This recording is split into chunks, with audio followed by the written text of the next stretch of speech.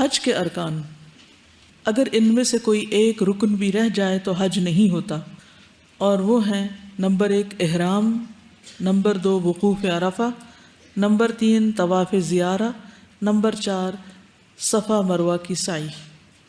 بعض علماء نے مزدلفہ میں رات گزارنے کو بھی رکن قرار دیا ہے، لیکن حقیقت یہ ہے کہ اصل ارکان یہی 4 ہیں۔ حج کے واجبات پہلے ارکان تھے یعنی فرائض تھے، اور یہ واجبات ہیں جن کا ذکر میں کر رہی ہوں۔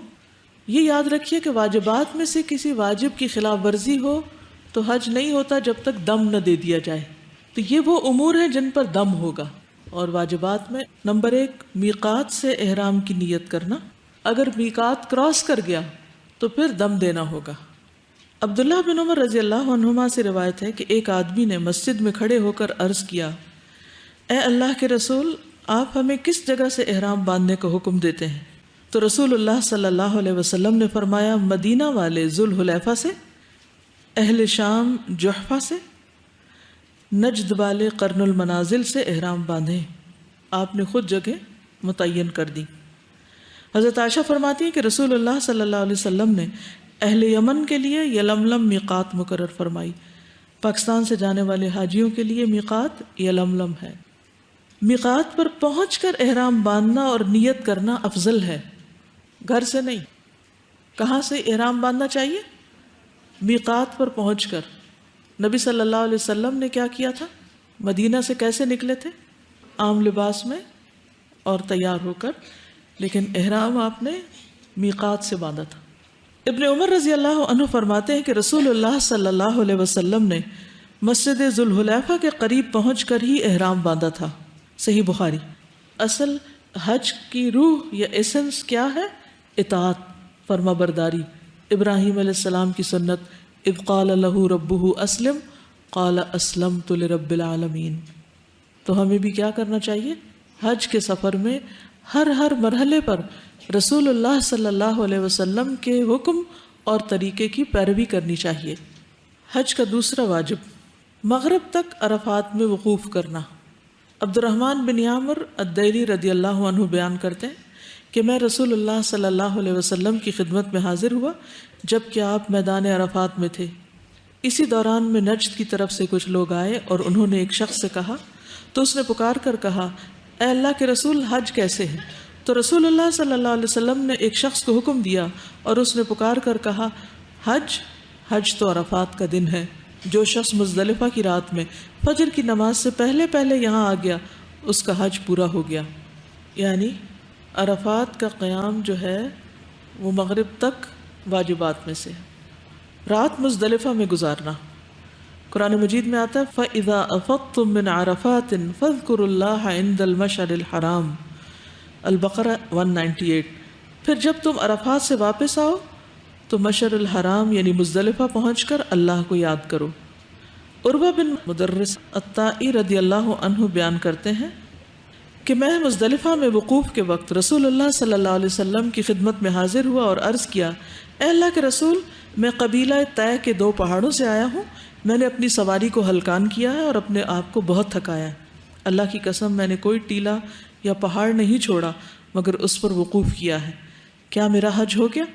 رسول اللہ صلی اللہ علیہ وسلم نے فرمایا: جس نے ہمارے ساتھ یہ فجر کی نماز پالی اور اس سے پہلے وہ رات یا دن میں عرفات میں حاضر ہو چکا تو اس کا حج پورا ہو گیا اور اس نے اپنا میل کچیل دور کر لیا۔ پھر ایام تشریق کی راتیں منا میں گزارنا۔ وَاذْكُرُوا اللَّهَ فِي أَيَّامٍ مَّعْدُودَاتٍ فَمَن تَعَجَّلَ فِي يَوْمَيْنِ فَلَا إِثْمَ عَلَيْهِ وَمَن تَأَخَّرَ فَلَا إِثْمَ عَلَيْهِ لِمَنِ اتَّقَىٰ وَاتَّقُوا اللَّهَ وَاعْلَمُوا أَنَّكُمْ إِلَيْهِ تُحْشَرُونَ۔ گنتی کے چند دنوں میں اللہ کو یاد کرو، پھر جو 2 دنوں میں جلد چلا جائے تو اس پر کوئی گناہ نہیں، اور جو تاخیر کرے اس پر بھی کوئی گناہ نہیں۔ یہ اس کے لیے ہے جو اللہ سے ڈرے، اور جان لو کہ بے شک تم اسی کی طرف اکٹھے کیے جاؤ گے۔ ایام تشریق 11، 12 اور 13 ذوالحجہ اس کی راتیں مینا میں گزارنا ضروری ہے۔ کسی خاص مجبوری کی وجہ سے مکہ میں رات گزاری جا سکتی ہے، جیسے عباس بن عبد المطلب نے رسول اللہ صلی اللہ علیہ وسلم سے حاجیوں کو زمزم کا پانی پلانے کے لیے مینا کے دنوں میں مکہ ٹھہرنے کی اجازت چاہی تو آپ نے دے دی، یعنی ان کی ایک طرح سے ڈیوٹی تھی وہاں پر۔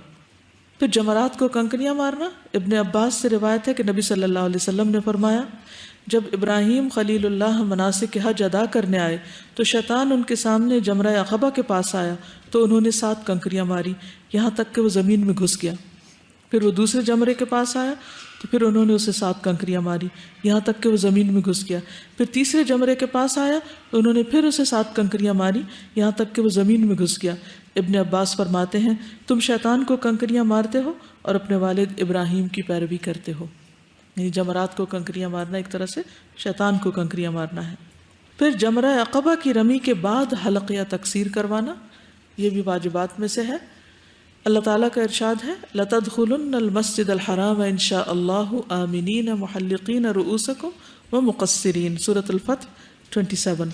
تم انشاءاللہ مسجد حرام میں امن کے ساتھ داخل ہوگے، اس وقت تم سر منڈاؤ گے اور بال کتراؤ گے۔ ابو ہریرہ رضی اللہ عنہ سے روایت ہے کہ رسول اللہ صلی اللہ علیہ وسلم نے دعا فرمائی اے اللہ سر منڈوانے والوں کی مغفرت فرما 3 بار۔ چوتھی بار آپ نے فرمایا اور کتروانے والوں کی یعنی ٹرم کرانے والوں کی بھی مغفرت فرما۔ یہ صحیح بخاری کی روایت ہے۔ پھر طواف وداع کرنا، یہ بھی واجبات میں سے، اگر کوئی نہ کر سکے تو دم دینا ہوگا۔ ابن عباس فرماتے ہیں کہ لوگ حج کے بعد ہر جانب سے واپس چلے جاتے ہیں تو رسول اللہ صلی اللہ علیہ وسلم نے فرمایا کوئی شخص ہرگز نہ جائے حتیٰ کہ اس کا آخری عمل بیت اللہ کا طواف ہو، یعنی مکہ نہیں چھوڑیں جب تک کہ طواف وداع نہ کر لیں۔ اور اگر ان میں سے کوئی واجب ادا نہ کیا گیا تو کیا کرنا ہوگا؟ قربانی دینی ہوگی، جس کو دم دینا کہتے، دم کہتے ہیں خون کو، قربانی کرنا ہوگی۔ قربانی حدود حرم میں ہوگی، خود نہ کر سکے تو کسی سے کروائی جا سکتی ہے۔ اس کا گوشت خود نہیں کھایا جا سکتا، نہ کسی کو ہدیے میں دیا جا سکتا، بلکہ یہ سارے کا سارا حرم کے فقراء پر تقسیم ہوگا۔ قرآن مجید میں ہے فَمَنْ كَانَ مِنْكُمْ مَرِيضًا أَوْ بِهِ أَذًى مِّن رَأْسِهِ فَفِدْيَةٌ مِّن صِيَامٍ أَوْ صَدَقَةٍ أَوْ نُسُكٍ، مگر جو شخص مریض ہو یا اس کے سر میں کچھ تکلیف ہو اور وہ سر منڈا لے یعنی احرام کی پابندی ختم کر دے تو وہ روزوں سے یا صدقہ سے یا قربانی سے اس کا فدیہ دے۔ کعب بن عجرہ سے روایت ہے رسول اللہ صلی اللہ علیہ وسلم نے ان سے فرمایا غالباً تم کو جوؤں سے تکلیف ہے؟ انہوں نے کہا جی ہاں اے اللہ کے رسول صلی اللہ علیہ وسلم۔ آپ نے فرمایا پھر اپنا سر منڈا لو اور 3 دن کے روزے رکھو یا 6 مسکینوں کو کھانا کھلاؤ یا ایک بکری ذبح کرو۔